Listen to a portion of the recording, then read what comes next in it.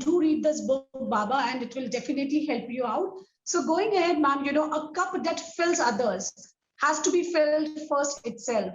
So coming on to this quote and asking you, who inspires you to provide inspiration to others in turn? Who is that one educator whom you look up to for your inspiration? My father, though he's no more, but whatever I have learned and I have evolved, I give the due credit to him. We have been, brought up in an era where girls were just educated and married off. But we have seen that change brought in the family by father, where he said, no, you need to have your own individuality. And that's why I say my father has been my inspiration for whatever I have achieved. And being a teacher who does good to students, my another inspiration has been Dr. Kalam.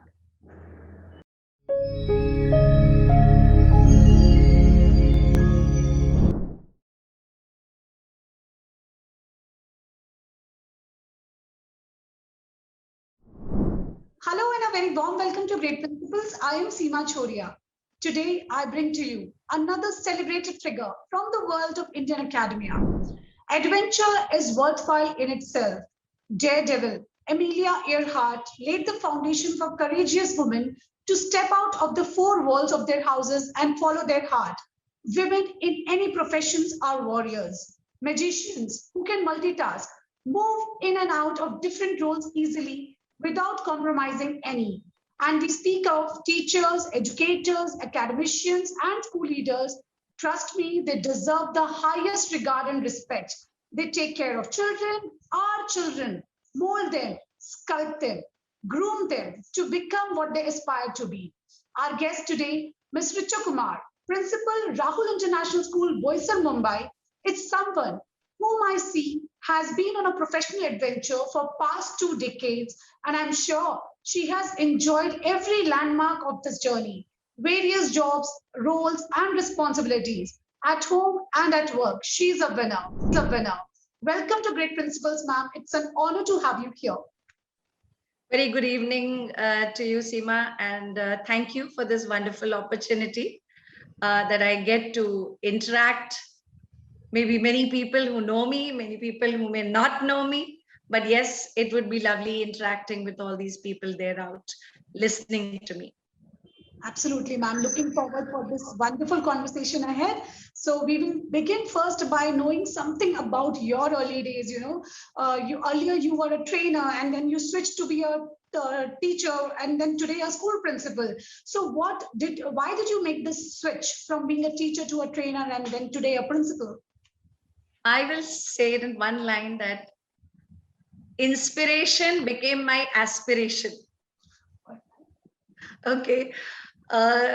When I was teaching in the small institutes where I was doing personality development, language development, and I saw the changes in the students and some beautiful experiences. When I saw the happiness on their faces, I felt, well, why should I limit myself to just a few numbers? Why not reach to more, where I can bring that change, where my small effort can bring happiness on so many other faces? This was one which I carried with me, and I took the road ahead where I am at present.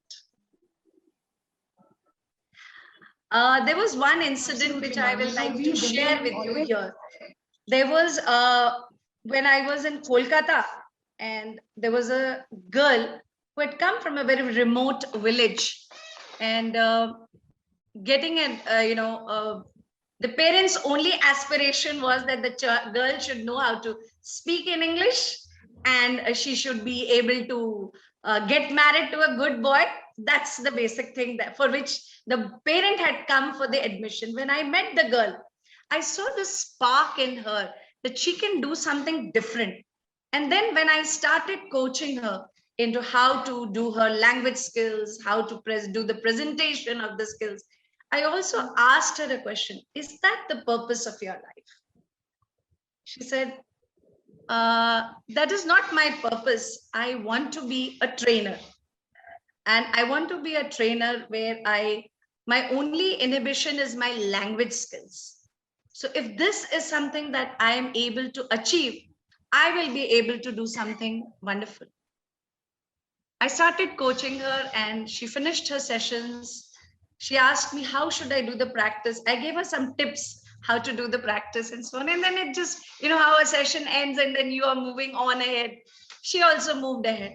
Suddenly one day when I was on the platform, she comes, she touches my feet and she says, ma'am, today I'm a trainer and I'm also married to a very nice groom, and all this credit goes to you.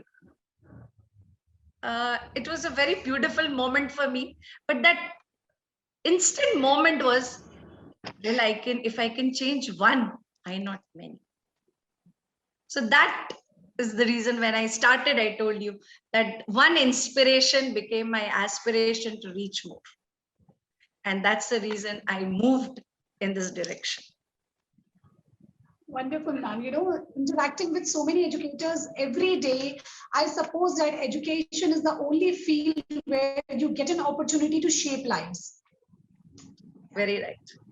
And so a very right decision made by ma'am by opting to be a teacher.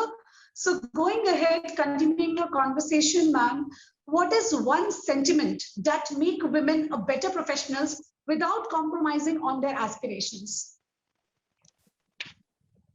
My journey, if I'll say that, a girl's journey as a daughter, you have to, when any girl comes to a family, it's a very special feeling. She's going to bring glory, happiness. It's a very beautiful feeling. So probably those aspirations, those feelings were also there in my parents' mind. And I lived up to those thoughts that my parents had for me, and I worked towards it.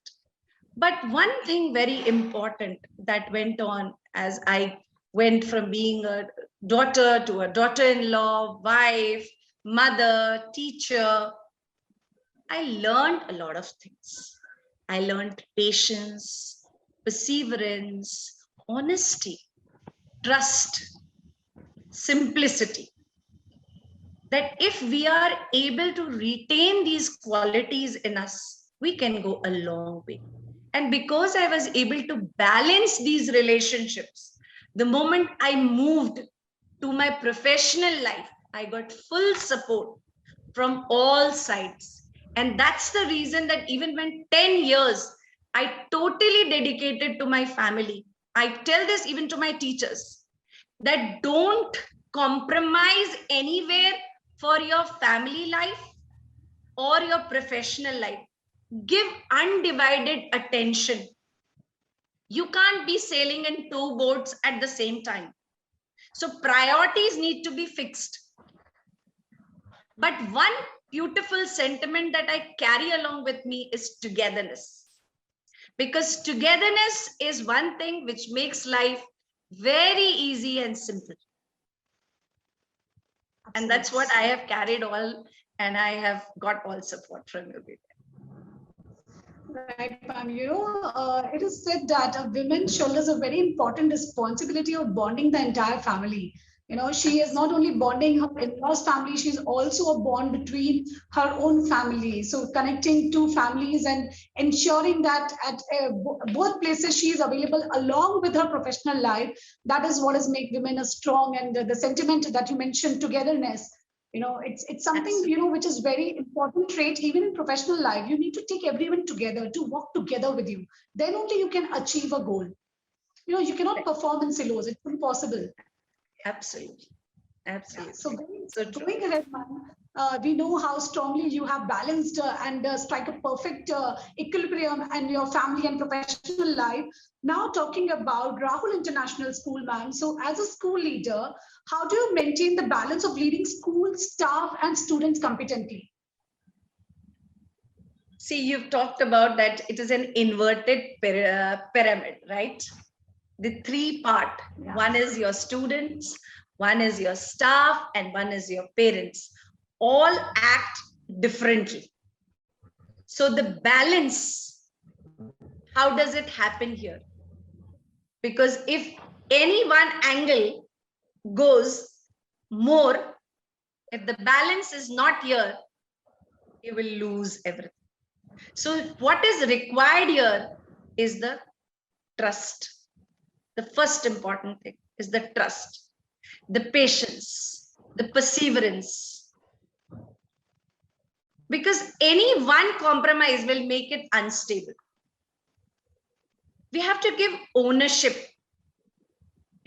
Ownership is very important, not only to the staff, but also to the parents, that this is your school.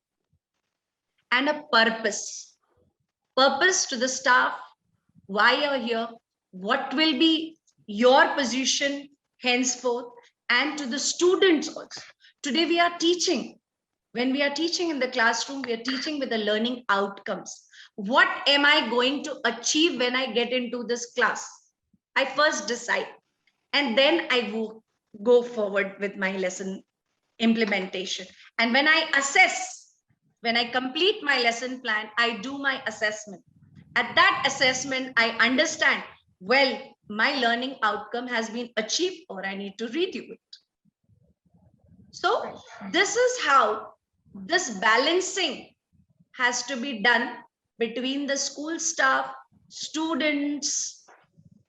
Comparatively, what we are at present looking at, the school leader needs to balance everything together, because everybody wants results, and results can come with, again, good compatibility, understanding, togetherness will bring us good results. Absolutely, ma'am. Very important message out here that not only for any, I think not only for school, but for any organization, if we want to success, we have to ensure that each and every person associated with it knows the meaning of his existence, knows the meaning of the ownership that he has to take up for the organization. He needs to feel that it is his own organization. Once each and every employer, subordinate start feeling that we are a part of a family, that is when the magic happens. Very right. Because any leader means what? Leader means a person who is a good communicator, who is a good listener.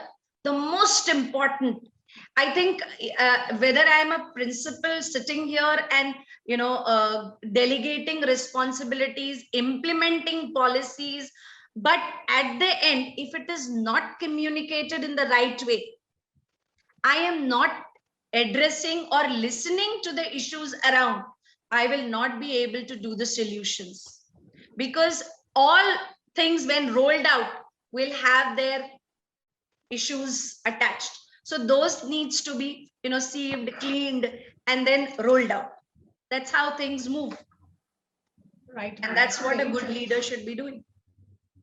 And that's what we at Rahul Education, the Rahul International School that I'm with, is a very close-knit institution, wherein the management gives us the opportunity to explore, gives us the opportunity to take decisions and implement. They're very open to ideas. And that's what down the line also the same thing goes to my colleagues around, who are my teachers, my supervisors, my HODs, coordinators, all of them. We are open to listening, and that's the reason we are able to roll out good results. Absolutely, ma'am, it's like, along with a good communicator, you need to be a listener, you need to value the input shared by your team. Howsoever I dream, I cannot achieve success unless it is executed. My dreams can turn into reality only with the right execution. And listening is also one of the skill to turn your dreams into reality. So going ahead, ma'am, you have been awarded and rewarded on multiple occasions for your great work you have done.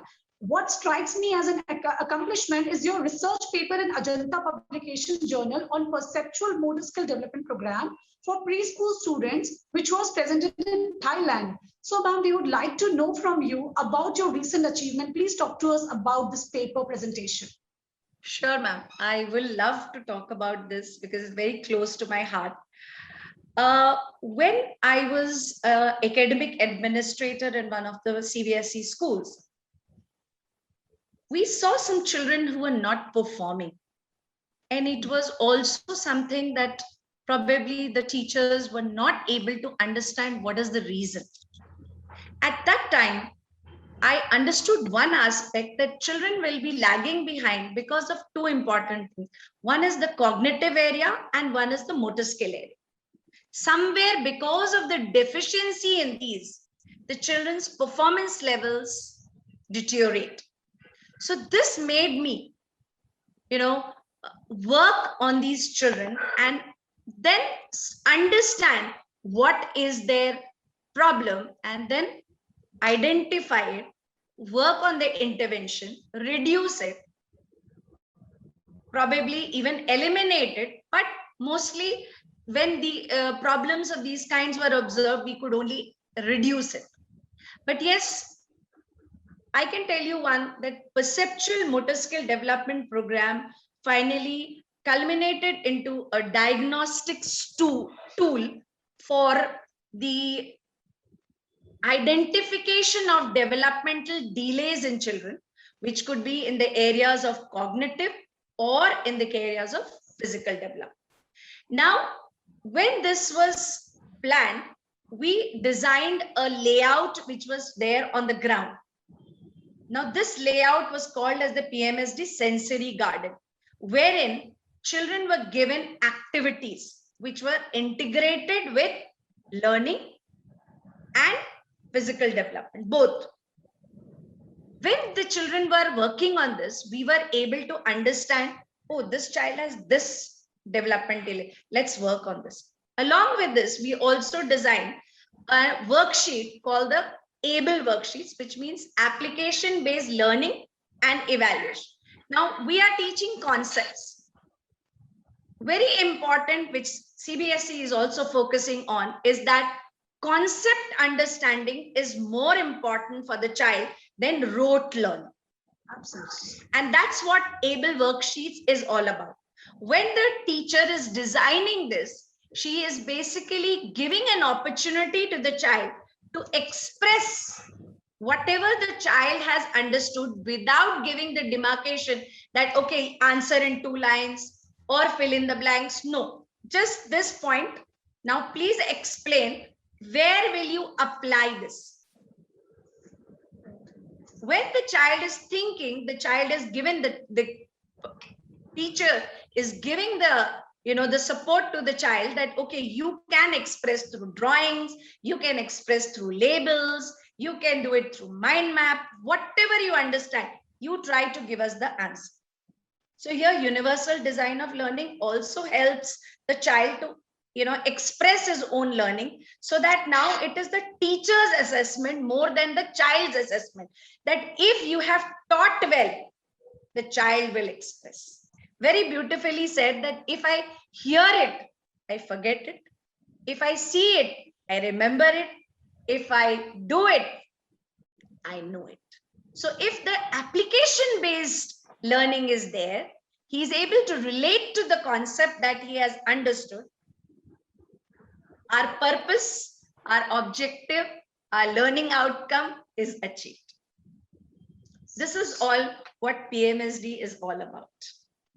Wonderful, ma'am. I would congratulate you here on this lovely compilation of yours, because at times we all just talk about teaching concepts, but we never focus on the outcome, whether the child has learned it and whether he knows how to apply it. So that is, I think, something very, very crucial, which you have brought in through your work. So thank you so much for this absolutely wonderful discussion on your paper. So going ahead, ma'am, this makes me to reach to a very interesting segment of the show, which is called rapid fire round. Here you have to answer in one word only, maximum 1 sentence I'll be permitting. All right, ma'am. So here goes the first question. What makes you smile? Innocence and simplicity. All right. Tea or coffee? What makes your day? Tea. Black tea. Black tea. Name your favorite dessert. Malai chop and Mishti doi. Wonderful. All right. Seashore, mountains, or just plain city lights? Where do you find peace? Mountains. Mountains. All right. What is your leisure time activity? Singing. Singing. All right. So apart from singing, what else, ma'am, you like to do? Writing. All right. So we have. I just recently authored a book on parenting. It is called Baba, an Epitome of Parenting. It's dedicated to my father. It's a beautiful, small stories in it, which gives how you can, inculcate values in children through those beautiful stories. It could be a real beacon for very many parents who are struggling with, parenting issues at home and lots of things today because of the nuclear families. I think this book would be very, very helpful to many. Definitely, ma'am. So to all my viewers, go ahead and grab this wonderful book and make your parenting more meaningful. Meanwhile, ma'am, can we have just 2 or 3 tips on how to inculcate values in your children from some extracts from your book? Sure.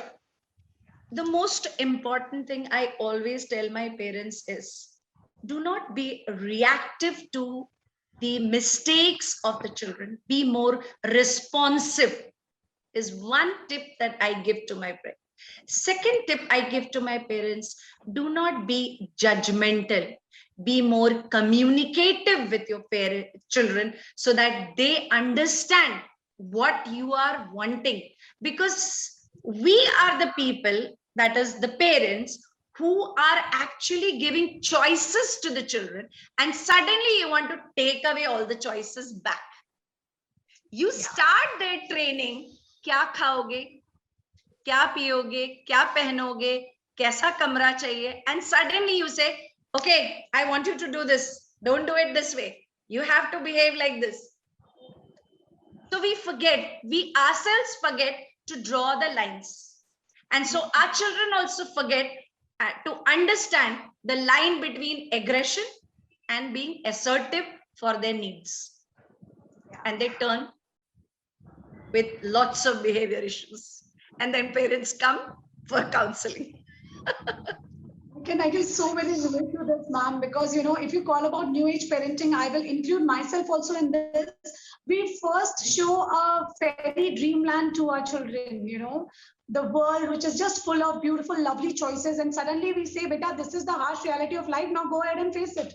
When he was never prepared for it, So we're not prepared him with those skills.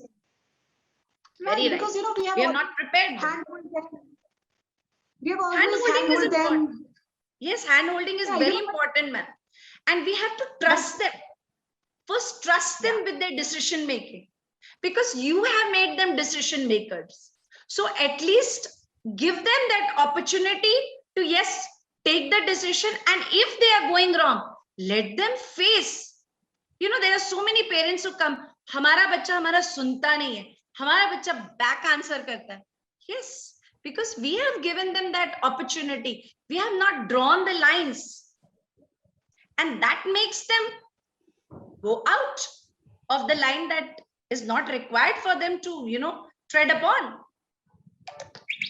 So, ma'am, should parent only be a parent, or he should be a friend also? See, we should be a parent, always a parent, but we should be a friend as a communicator. Keep your communications open for children to approach you that, yes, if I am in a problem, I know my parent will. If I do any wrong, I know my parent will not stand for me. Right. This understanding should come in the children. But if the child knows that I'll do anything and my parent will be with me, then you will always have behavior issues in your home with your child. Because all the wrongs will also be something that he will make you do. Because you are emotionally now, you have become an emotional person. And he is taking advantage of your being emotional. So the ties are going towards, blackmailing and other things. which generally is what is happening, and that's what we are observing. When children come for counseling, when parents come for counseling to us, this is what we are observing. But here I always tell my parents that always keep the line clear to the child that I am the parent. I have given birth to you. You are not my parent. I will listen to you. If you are right, I will always be at your side. Very important. It takes me, to the gyan that my papa always used to share with me. He always used to tell me, beta, in every relation, always maintain the crux of relationship. Maintain your relationship. Otherwise, when you, just mold it to and give it a different name, you will never get the entire meaning of what you want it to be from that relationship. A parent should be a parent, a friend should be a friend, a husband should be a husband. You just can't mingle all the relationships together. Absolutely. I totally tell you one, I like to take this. My teachers also, I tell them, many decisions when they are coming to this professional friend, husband se pooch ke batati hu. I say, you are sitting here, you are earning. Why should your husband take a decision? You should have your space, because otherwise you will never grow. You have your father who has always holded your hand. You have your husband who is, yes, keep the trust of sharing with each other. Very important. You should keep the trust of sharing with each other. But your own individuality also needs to be respected. Your own space, your own me time is very important. Very important for any personal growth, for anyone, whether it's a teacher, whether it's a parent, whether it's a student, anyone.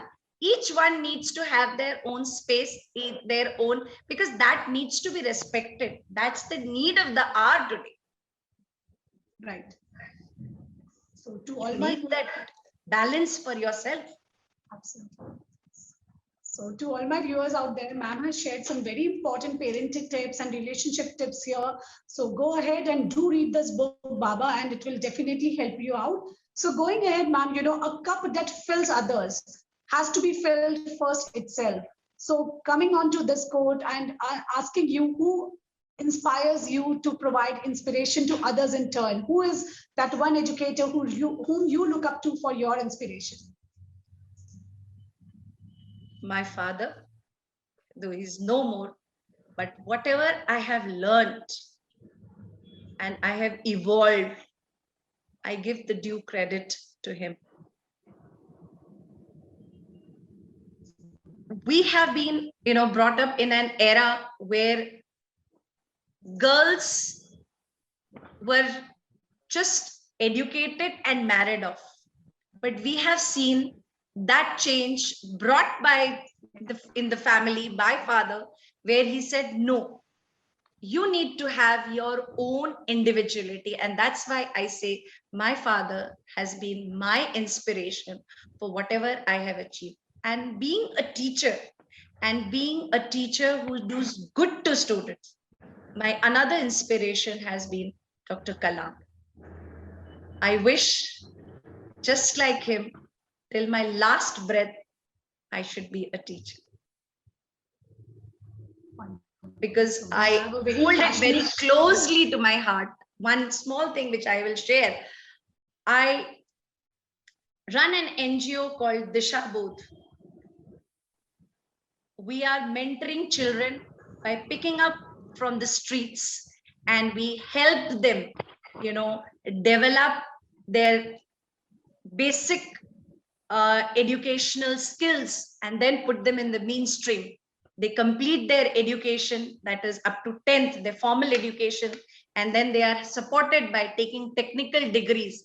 And today we have success stories where girls and boys, they are in the medical field. Some of them are nurses, some of them are in HR, some of them are in accounts. So there are a number of these success stories that we have at Disha Bodh, and we have been running it from past 6 years. Even in Boisar, very soon, I am starting the sessions for the children here. And on 5th of September, we are starting the new batch here for the children in the tribal areas also, so that more students could benefit and we could transform their lives too. Wonderful, ma'am. Beautiful initiative, because when you educate someone, you actually transform his life. howsoever monetary or other help you do, you will not bring a change. But when you educate that person, you bring a change for his entire generations ahead. So on this note, we come to the last question of our show, which is also called Viewer's Choice Question. Ma'am, these days, our viewers are writing for us and they're looking for answers that how can, the parent community, the schools, they can have a stronger bond. There is, at times because of the pandemic also, parents not paying the fees, teachers doing their own bit. There is little loss of trust and uneasiness between parents and the school community. So how can we work together to reach a consensus on issues between parent and school management? Very beautiful question you have, because this is presently that many of us are facing. But I will tell you one success story here with my homeschool community partnership, that in every school I have tried to share and implement, which is a complete transparency between the education sector and the parent institute. Because they are also an institution. We are learning a lot from them. They are learning a lot from us. So there has to be a transparency, because this transparency only helps us give us a trust, because this is the only way that we can go ahead.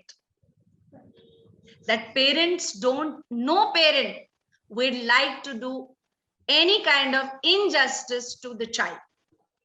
They would love that if they are capable, they will like to give their child the best of education. And they will not go back on their words, even in terms of giving money. I'm telling you with my experience that this is possible. But we need to have good transparency, good communication, because this is the only way that trust can be established in institutions, and you can win over the confidence of the parents who will stand by you in any adversities that come, because they are all humans, and humans are all together with emotions. We are all connected to each other because of emotions. We need to understand this. I have heard very many people, no, parents are coming. No, don't allow them only. Why? This is the place where everyone should be welcome. Everyone should be given an open ear to listen. Talk, let them talk. They're going to pour their hearts. They're going to criticize you. Fine. If we are going wrong, we need to be ready to accept it. And we need to work towards so that we could be better, because that's what we want. We want to do good to the children. So we should be also open to change. The way we want parents to change, we also should be ready to change. And definitely, I'm sure I'll tell you that parents will stand with you. But yes, communication, very important. Ready to listen. Be ready to listen. Be ready to implement what is good. You will get your results, 100%. So wonderful philosophy here, ma'am, that keep an open two-way line of communication, clear and transparent between school and parent community, and the team. Then they work together as a team to achieve their common goal, that is, betterment, better future for their children. Even school is working for this, and even parents want that. So a clear, open line of communication, that is a two-way communication, of course. As ma'am said, listening is also important. So that is what is required. So this was Richa, ma'am, who shared a wise word with us. So thank you so much for your time, ma'am. It was really wonderful talking to you, knowing your ideologies. We learned a lot today, and I'm sure my viewers are going to gain a lot of insights from this wonderful session. Thank you so much. Thank you so much, ma'am. Thank you. Have a nice day. Bye-bye.